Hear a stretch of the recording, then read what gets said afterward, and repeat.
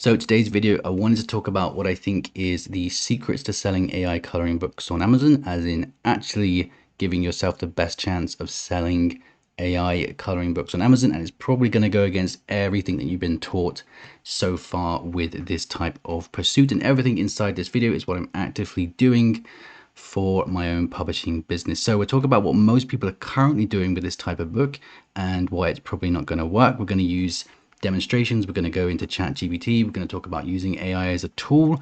We're going to go and we're going to create the interiors for some books. We're going to go and create some book covers. And then we're going to talk about how fast, realistically, can we create a high quality coloring book. So when you have systems in place, you'll be very surprised at how fast you can do this. If you're new to the channel, my name is Chris. I've been self-publishing on Amazon for over 10 years. I've tried lots of different types of books, lots of different types of online business models, and what I've kind of settled with over the last 2 to 3 years is selling coloring books on Amazon. So that doesn't mean that coloring books are the best thing ever. It just means that's what I decided to go with because that's where I can be most creative. That's what I enjoy the most. And of course, when you pair that together, that's where you're going to have the most success. And from this year so far, we've sold over 12,000 coloring books and 1,569 of them coming from advertising. I'm also the founder of the Raydog KDP membership for independent publishers. If you get a second during this video or after this video, make sure you check this out. So let's talk about the secret, and the secret is pretty straightforward, and that is to make your AI coloring books not look like AI coloring books. So achieving that is slightly harder than it sounds for some people, but when you have the right systems and the right attitude in place, then this can be achieved quite easily through some tweaks, and we're going to use some examples as we go through this video. So before we start here, what will the get rich seekers publish on Amazon? So this is a book on Amazon. I'm not picking on this because I do like the idea that this publisher has gone for. I just think that they could have done a lot more to turn this book into a premium book. Now, looking at it now, I know this has been made in ChatGPT because it has this orange glaze over the top of it, but it's still ultimately going to be a very low effort book. But the thing is, now with ChatGPT being so good, you can create half decent looking books. But the problem that I think we're going to suffer now is that this is just going to become the new standard, and we're going to see so many books like this. And this one's fine, like I said, I like the angle that they put on this, but we're going to start seeing so many books like this where people are still just putting very minimal effort into their work. So already, even though we have these amazing tools, we're already seeing this lack of effort and lack of innovation, which is super important if you're going to be selling coloring books. Okay, so this is fine, of course, to what we have here at the moment. AI is opening up a lot of opportunities for people that don't have much money to invest but want to actually start publishing these type of books. Now, the thing here is that it doesn't really take much additional effort to turn what we have here into a much higher quality product. I'm going to show you exactly what I would do as we go on to the next slide. Okay, so eventually I do think, again, not picking on this publisher, I do think that this will just be another book that gets lost in the crowd. So with some time, effort, and a few tweaks, we can really create incredible books, keep a nice consistent feel across our brand, and give colorists something really awesome to color in. Okay, so books like this, and we've spoken about this many times before, they don't really concern me when it comes to saturation. When the AI tools, especially when they are updated to just become better, people see the opportunity for a short amount of time. They create these type of books, they create a few of them. They don't have the investment to put into advertising, they don't put enough time into creating something really good, and ultimately Amazon only has X amount of space for books that are going to get visibility. So I do think the vast majority of these type of books are just going to get bumped off of Amazon's catalog and never really seen again, if that makes sense. So like I said, the goal is to make the AI books not look like AI books. So to give you some examples when it comes to the book covers, if you're going to be generating these in ChatGPT, going to use the previous cover as an example as to what they could have done to make even the cover a lot more interesting, a lot more appealing. So let's take the current cover here. I'm not going to go into ChatGPT because this is pretty straightforward stuff here. Now, the absolute minimum, and this is what I'm talking about when it comes to being lazy, is that this is pretty much going to be like a direct output from ChatGPT, and they've not put any effort to get rid of this orange glaze, for example, which we see on a lot of these coloring books now. One thing that they could have done, a very simple thing they could have done, was just to ask ChatGPT to keep the exact same image but just to remove the horrible glaze. So it might take a few prompts, a few attempts to get this right, but ultimately they could have done that, but they decided not to do that, and they could have come back with something that looks a little bit nicer already. Now, saying that, do I think it looks nicer? Yes. Do I think it's good? No. But the next step here to making your coloring books, or the coloring book that we have here, to not look like an AI coloring book is to introduce some type of movement or to prompt to make the image look more animated, to have things going on in the sky, to have like a wind effect or shading or lighting effects. And the very first prompt that I did was for this book cover here that's come back. We just talked about, I just asked ChatGPT to make the image look a lot more interesting, to have some kind of lighting effect and make it look like the car was actually moving. So really, the amount of effort that we've put into something like this, a direct output from probably 1 or 2 prompts to maybe 5 to 10 different attempts, we have something like this here. So already I think we're creating something that's going to stand out on Amazon. Would I be happy with this as my final book cover? Not quite. So really the next step for me to creating something that looks fantastic, and I don't have a book cover example for you, but we can apply this to the interior as well. So for example, we have a direct output from ChatGPT. Now what I'm doing to keep the line art style consistent across my entire brand is taking the output and then passing that over to an illustrator. And I'm sorry that this is a little bit blurry, it's because it's a screenshot. We take it over to an illustrator so that we can kind of apply our style on top of this. So for example, getting rid of the inconsistencies like the duck here, the palm tree doesn't make sense in this scene, and just making the faces, for example, just a little bit softer, making the eyes not so AI-y.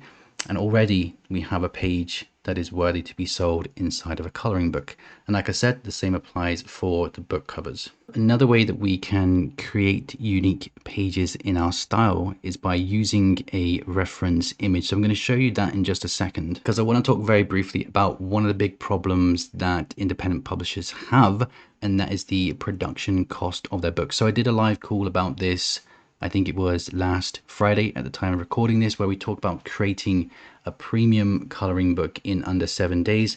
I did the whole book, and I'm going to use it for my main pen name. The whole book production cost was $150, I think it was, whereas before we're probably spending upwards of $700. I did a live call on this. If you ever want to go back and check any of the Raydog live calls, you've got to be a member, and that's at chrisraydog.com. If you're interested in joining, it does come with pretty much everything that you could need to get started. So from day number 1, if you want to sign up with me, you get the niche research courses, keyword research courses, launching, advertising courses, metrics. We have case studies that I'm working on as well, and of course the live recordings. We have so many of these. I do these group live calls every single Friday. I do all kinds of talks on the Friday calls. We talk about Amazon ads, how to hire illustrators.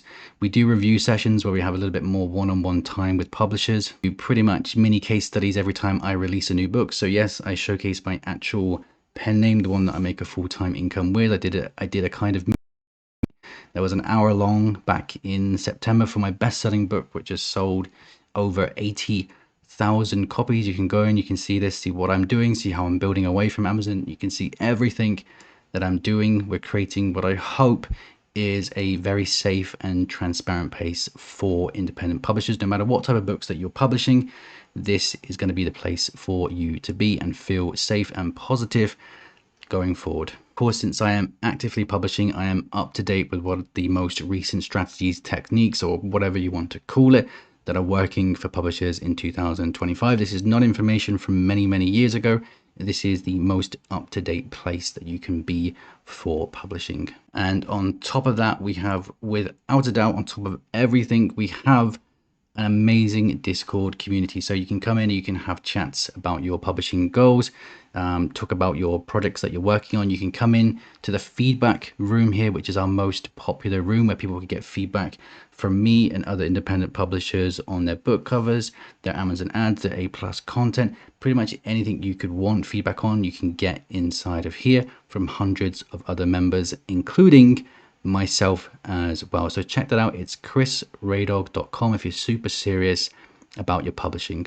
Oh, let's talk about this being the new normal. So when it comes to basic prompts, as in people that have not put any imagination into their prompting, this is going to become the new normal. And eventually these people that are actively hunting AI books and leaving them bad reviews, they're going to pick up on these kind of consistent features throughout the AI books, and they're probably going to leave people bad reviews. So this is, again, like I said at the start of this is not about tricking customers into buying an AI book. It's about creating a great product that people want to buy, that they can use, that they can relax to, they can chill the fuck out to, whatever people use coloring books for. Okay, so just an example, the image on the left here, it's a very basic prompt in ChatGPT. Eventually people will be able to tell, because of the way all the animals are looking right into the screen, that this is made by AI. So this would be okay for some simple niches, but even this, I would still try and have the characters maybe looking away or in different directions and not being quite so rigid. And of course we have like a slight inconsistency here as well. So this is going to become the new normal. People are going to pick up on it and people are going to leave bad reviews. Okay, so what I'm saying here, I don't know why I typed this the way that I have, but so many people are going to do this that it's eventually going to be something that people, the customers, are going to be desensitized by. So when they see this orange glaze across your book cover, they're probably going to associate that with AI, because people aren't stupid. They're not going to buy it. And if they do go into it, they're probably going to see a ton of low quality, low effort interior images as well. So I believe the same thing kind of happened to those typical low content books back in 2018, 2019. It is not me saying that you can't make low content books work. I think it's just a case of we hit this standard that was so accessible by everybody. So using these platforms that allowed you to create the interiors, like for logbooks and journals, it's so accessible. Even people, I think Mr. Miles was giving interiors away for free to his audience.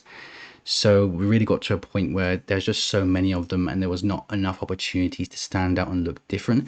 Whereas I think with coloring books, the opportunities are so vast, and you're going to see in the next slide here.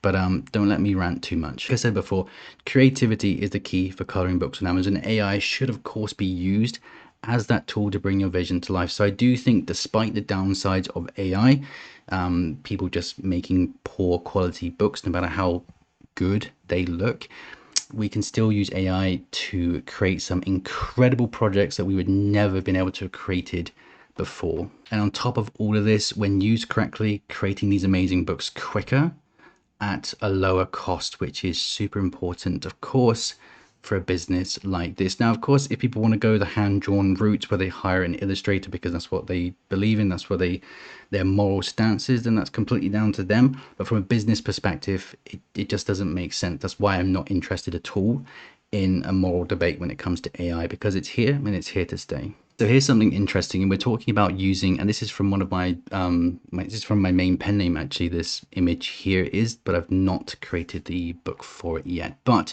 we're talking about using a reference image. Now, of course, people are going to use this in a bad way. They're going to take Coco Wyo's interiors and shove them into ChatGPT and create very similar looking pages.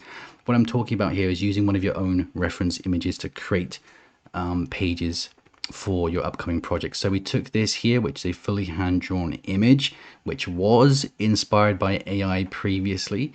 So we took this image, we put it into ChatGPT, and we were saying, can you maintain the style of this image and create something different? So for example, I was asking ChatGPT to create an image of 3 trolls around a fire.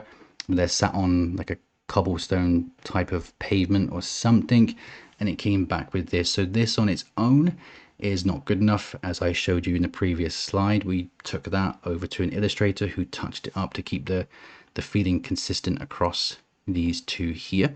So what you can do then is take this reference image and use it to create more scenes inside of your books. So I took this one and I said, can we now create another page where the three trolls are chasing a big spider? So again, all the eyes and stuff, they look like AI, which is why it would go back to an illustrator and they would touch it up. They would change some of the trees to make sure it's a little bit different to the previous page, to make the page unique, interesting, because it is important that you do have variety and consistency throughout your books. So again, it's all about just making this little bit of extra effort to create high quality books. Hopefully this ranting is making sense, but just to give you a couple ChatGPT prompting tips. Now, keep in mind, I am pretty much a beginner when it comes to AI myself, but if I can create these amazing books that I am happy to sell under my main pen name, then I believe a lot of people can do that with an extra little bit of effort. So interestingly enough, this was one of from the previous images, I simply asked ChatGPT, can you make a colored version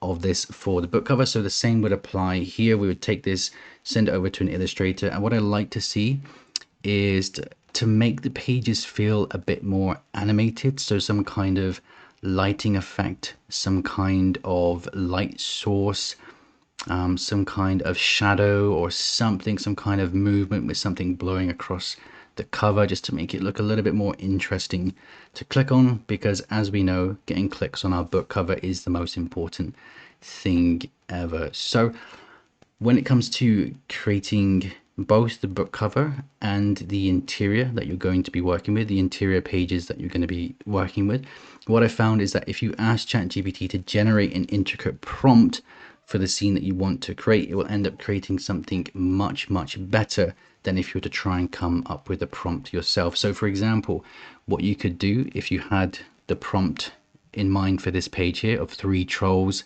sat around a fireplace, you could say to ChatGPT, can you make me an intricate prompt that I can use for you of three trolls sitting around a fireplace? And then it's going to come back with a much longer, much more specific prompt that you can then put back into it, and it'll probably create something much nicer. And again, the point of this is to do everything we can to make our books look more interesting than what is going to become the new normal. So we can use the reference image, which we saw already.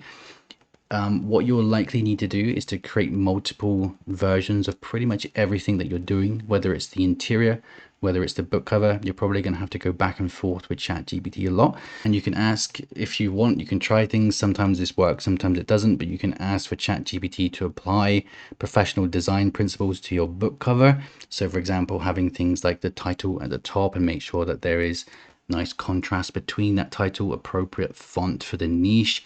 You can ask it to consider color theory when doing the cover for as well. And like I said before, there can be a lot of back and forth, but what you want to do, and what I actively do for every single new project that I'm working on, is to save every single image that you create into a Canva file. So even if you don't want them, even if they're not going to make the cut for the final project, you're going to have like 100 or 200 images inside there. Then you're going to go back and you're going to clean all the ones that you don't want to make sure that you have a nice variety. And then at that stage, you could pass them over to an illustrator to touch up, pretty much allowing you to create a whole interior, high quality interior for a very low cost in not too much time. So realistically, how fast can we now create a high quality book? So if you'd asked me around a year ago, I'd probably say around 2 months with about a $600 to $700 investment. So with the right setup in place, so having an illustrator that's working for you for an hourly rate, preferably with the right setup, I believe that you can create these books in around 7 days. Realistically, it might take a little bit longer, maybe a couple weeks for people that are less experienced, or those that are completely new to AI or don't have quite as much time to argue with Mr. ChatGPT. So as we spoke about earlier, one of the biggest mistakes publishers make is investing a lot of money into one or two projects while ignoring the failure percentages while operating outside of that budget. So for example, there have been people that I know that will spend upwards of $1,000 on a project, just one project, and then they'll be willing to spend thousands of dollars more on advertising campaigns just for their books to end up not hitting it off with the marketplace. Okay, so ultimately the marketplace is going to decide if your books are good. So no matter what you hear, you have to have multiple books because some of them are going to fail. Now, what is the quickest way to success if we have this in mind? It's probably going to be doing what we're doing inside of this video, where we have low production cost paired with creating the content quickly is going to give us the quickest route to finding those books that are winners. So we're really in an incredible time where we can utilize AI, but we just have to make sure that we're using it correctly. Okay, so like I said before, previous projects, they've probably cost me upwards of 700, and then even then doing like the A+ content has cost me $100 for some of the books. The book covers have cost me like $200, taken 2 months to create, sometimes longer. Whereas now we can get similar results if we do this correctly for $120, maybe even less, and less than 2 weeks of our time, allowing us to get our books out onto the marketplace to run ads to test, and then move on to the next project. So of course, creating content is an important part of your publishing business. Now, if you want to learn up-to-date methods of advertising, niche research, etc., and you want to be a part of the Raydog membership, we have all the live calls, we have the Discord where you can get feedback on everything you're doing. But if you learn through course content and you don't want to spend thousands and thousands of dollars on outdated courses, we have everything that I'm doing myself. We've put them all into nice short course content videos. So niche research, keyword research, launching your book, advertising, monitoring your ads metrics, which is super important. And of course, we have all the live calls which get recorded as well. And the live calls every single Friday are incredible. I stay on, I talk to publishers for much longer than I should afterwards. But they're incredible resource for your publishing journey. And all these calls, they get recorded as well. And the most game-changing and important part of this membership is getting feedback on what you are doing. Your biggest advantage as a new publisher or as someone that's struggling to make sales is getting feedback on what you are doing. I can promise you some people will stay stuck in one position and not knowing if their books are good enough, if the direction that they're going is good enough. They'll get stuck there for years, and ultimately that's going to affect their advertising performance because they don't know if their books are good enough to run ads to. This is what you can help yourself achieve inside of this incredible community. You can get feedback from me. You can get feedback from people who were struggling before, then started to see success. You can get feedback from a lot of different types of people until you're comfortable publishing your books. So if you want to check that out, that's chrisraydog.com. I'll see you in another video very soon.